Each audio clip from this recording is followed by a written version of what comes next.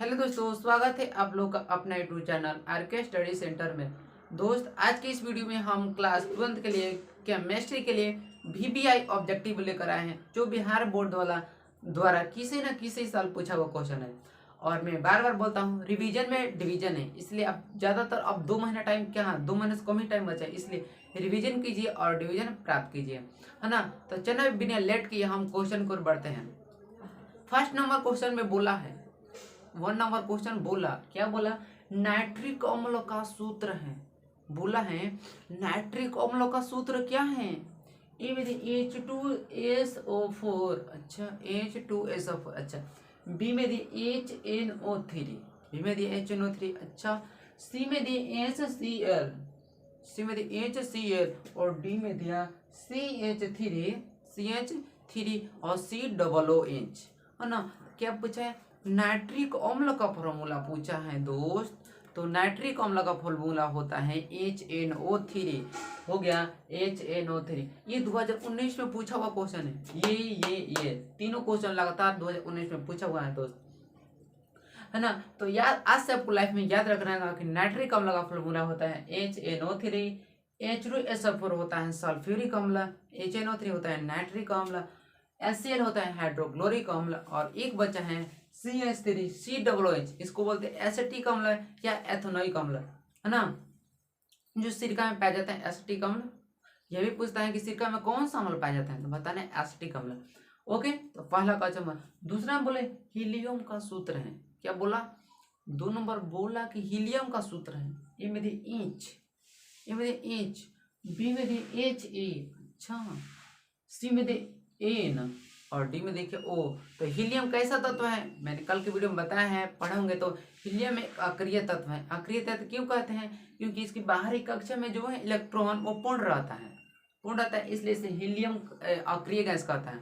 अब इसमें पूछा है कि हीलियम का सूत्र क्या है, तो हीलियम का फार्मूला होता है HA। ऐसे आपको याद रखने का, हीलियम का फार्मूला होता है HA। ओके। नाइट्रिक अम्ल, नाइट्रिक अम्ल का फॉर्मूला क्या होता है? HNO3। अच्छा, अब तो याद हो गया। तो नाइट्रिक अम्ल तैयार किया जाता है, हम लोग को बताना है कि नाइट्रिक अम्लों को किस विधि द्वारा तैयार किए जाते हैं, या किस विधि से हम लोग उसको प्राप्त करते हैं नाइट्रिक अम्ल को, ना। ए में दे संपर्क विधि, ये बोला कि हम संपर्क विधि रखेंगे, अच्छा।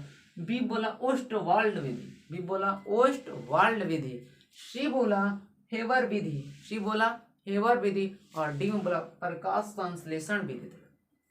डी बोला प्रकाश, तो प्रकाश में तो सूर्य का प्रकाश, इसमें तो नहीं बनेगा नाइट्रिक अम्ल। इस संपर्क, संपर्क सल्फ्यूरिक नहीं, तो संपर्क तो सल्फ्यूरिक, अच्छा सॉरी सल्फ्यूरिक अम्ल पूछेगा तो संपर्क विधि होगा, ये भी नहीं होगा। और दी हेवर विधि, तो हेवर विधि से जो अमोनिया को प्राप्त करते हैं, ये भी नहीं हुआ। तो क्या बचा? ओस्टवाल्ड विधि। आज से आपको लाइफ में याद रखना होगा कि नाइट्रिक अम्ल तैयार किए जाते हैं तो ओस्टवाल्ड विधि द्वारा नाइट्रिक अम्ल को तैयार किया जाता है। सल्फ्यूरिक अम्ल को तैयार करते हैं संपर्क विधि द्वारा। एक बचा अमोनिया को हेवर विधि द्वारा। और प्रकाश संश्लेषण तो आप तो जानते हैं, जब प्रकाश सूर्य पेड़ पौधे पड़ता है तो वो अपना भोजन इसी माध्यम से, ना, प्रकाश से अपना भोजन ग्रहण करते हैं। तो क्वेश्चन तो तुम हो गया। अब दिए 4 नंबर बोला, 4 नंबर बोला, बोला क्या?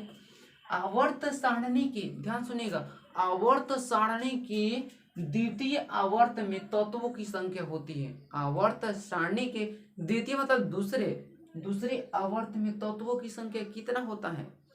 अच्छा, ये क्या बोल दिया?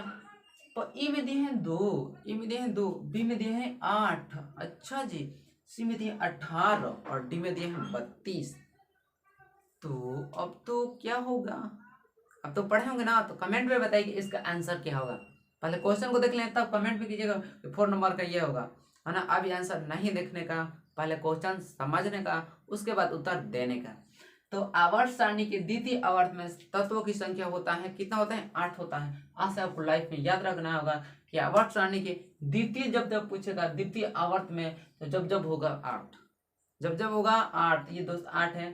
तो देखिए मैं इधर लिख देता हूँ। पहला में पूछेगा तो 2, दूसरा में पूछेगा तो 8, तीसरा में पूछेगा तो 8, चौथा में पूछेगा तो 18, पांचवा में पूछेगा तो 18, छठवां में पूछेगा तो 32।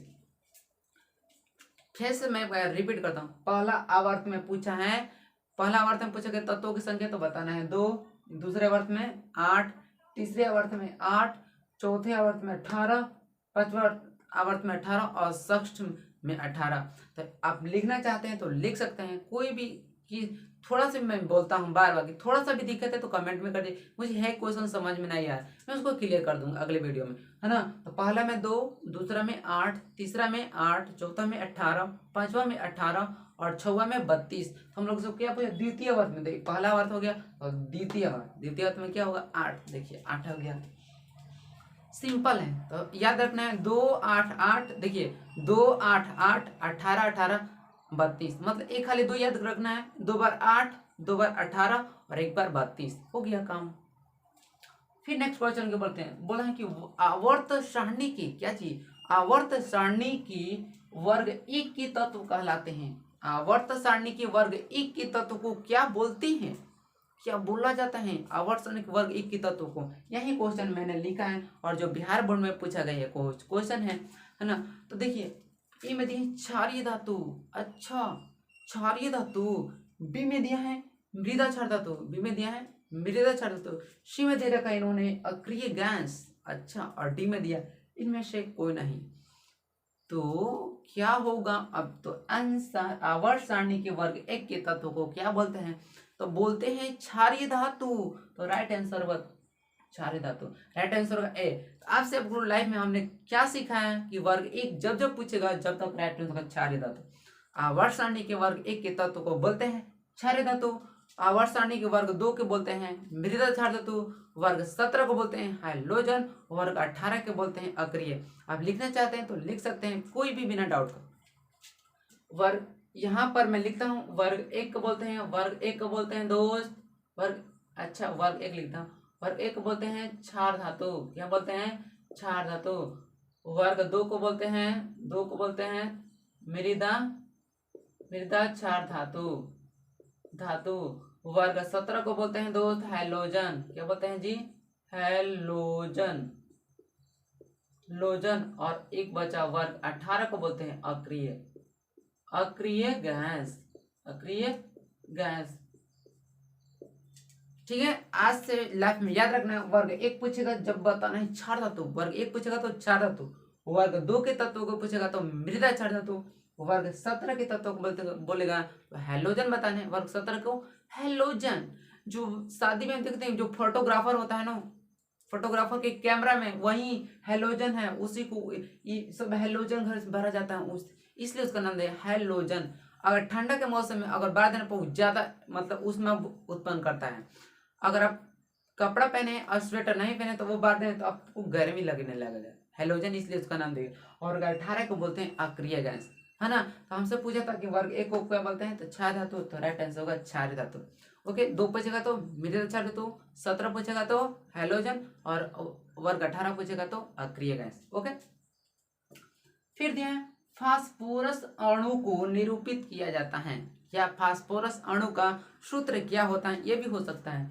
पूछे है फास्फोरस अणु को निरूपित किया जाता है, ए में दिया है P, बी में दिया है P2, सी में दिया है P3 और डी में दिया है P4, है ना। तो या पूछ सकते हैं फास्फोरस का अणु सूत्र क्या होता है, या सूत्र पूछ सकता है। तो या फास्फोरस का फार्मूला होता है या फास्फोरस को निरूपित करते हैं तो P4 से, हमेशा ये P4 का मतलब 4 उसमें अणु रहता है, इसे P लिखा था नीचे 4 लिखा रहेगा, इसे बोलते हैं P4, 3 आएगा तो P3, है ना।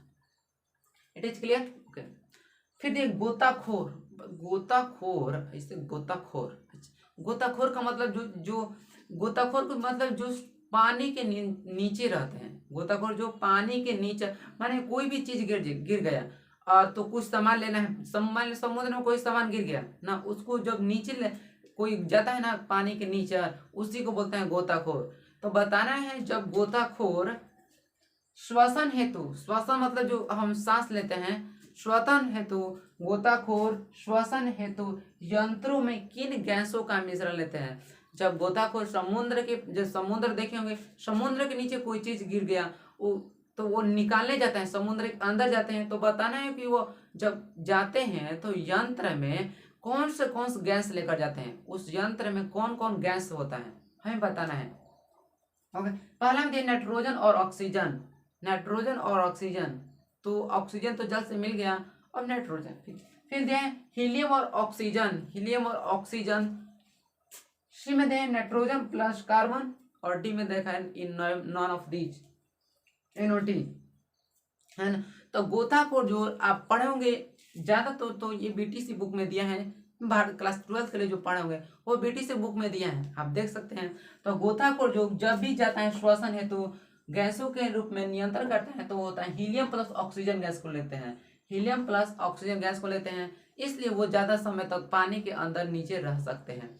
अगर ये हीलियम के बदले हाइड्रोजन गैस ले जाते हैं उसका दम मतलब मर सकते हैं, इसलिए हीलियम प्लस ऑक्सीजन, ऑक्सीजन और हीलियम गैस लेकर जाते हैं गोताखोर, तब उस सामान जमीन के अंदर उस सामान को लेकर बाहर निकाल देते हैं ना।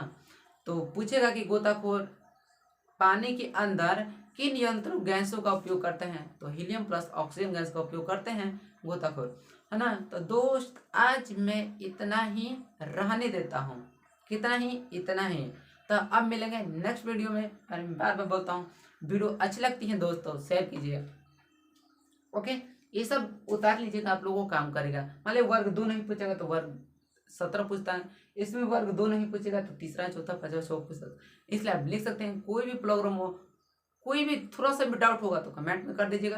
कोई ज़्यादातर अगर आप UC नाम में दिक्कत है, IUPAC नाम में दिक्कत है, किसी का भी, चाहे कार्बोक्सिलिक हो गया, एल्डिहाइड हो गया, एल्कोहल हो गया, कीटोन हो गया, ईथर हो गया, एमीन हो गया, कोई भी थोड़ा सा भी दिक्कत कमेंट कीजिए।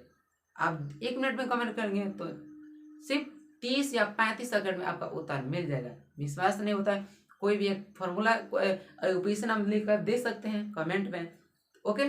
थैंक्स फॉर वॉचिंग, अब मिलेंगे नेक्स्ट वीडियो में। थैंक्स फॉर वॉचिंग एंड जय हिंद जय भारत।